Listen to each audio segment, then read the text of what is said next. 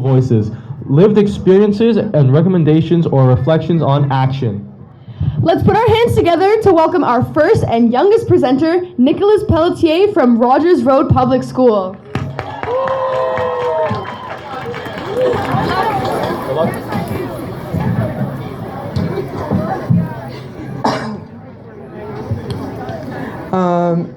Hello everybody. My name is Nicolas Pelletier, and I attend Rogers Public School. At my school, we have a gifted program.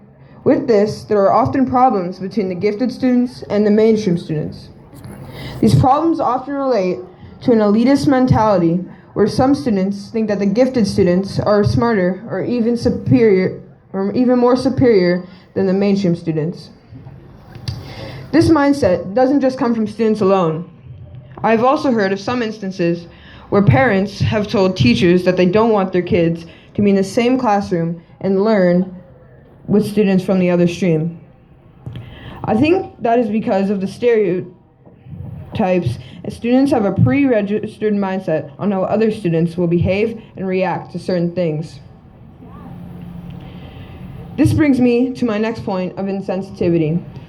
Often, when I am in school, I hear comments from students like, "That is so gay," "You are cancerous," "I just got raped on that test," or even, "Are you autistic?"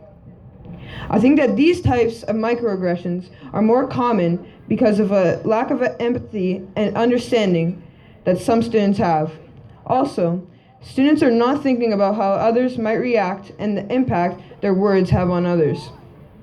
Personally, I grew up in a household where I was taught by my parents to not let something that someone says hurt me. Others may not have had the same upbringing, so they may be sensitive or react differently to an inappropriate comment. As I get older, I have started to see the bigger picture and realize how words can be harmful and the effect it can have on some students. This is why it is imperative that we as a whole need to be more cautious of the things that we say. I spoke to a classmate of mine to see what they had noticed about our school environment and the things that they noticed their peers were saying. They told me that it seemed like people were almost desensitized to offensive terms.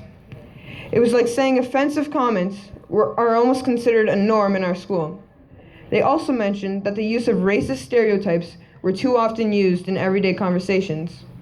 For example, because of her being of Asian heritage, people often make references that she eats dogs or that she has small eyes.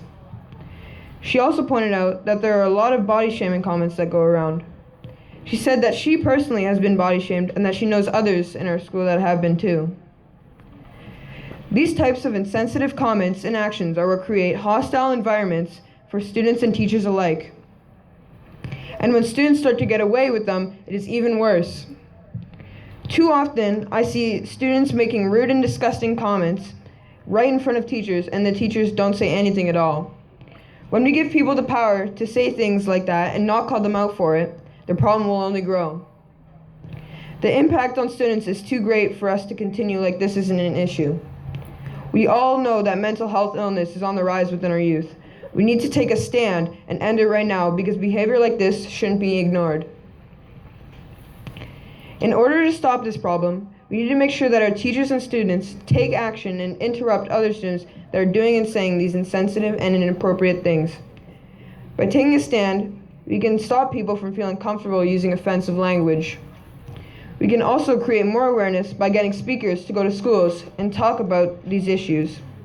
If we follow these steps and work with one another on every level, I believe that we can stop this problem. I would like to leave you with this simple message. Inclusion is not a matter of political correctness. It is a matter of growth. Jesse Jackson. Thank you.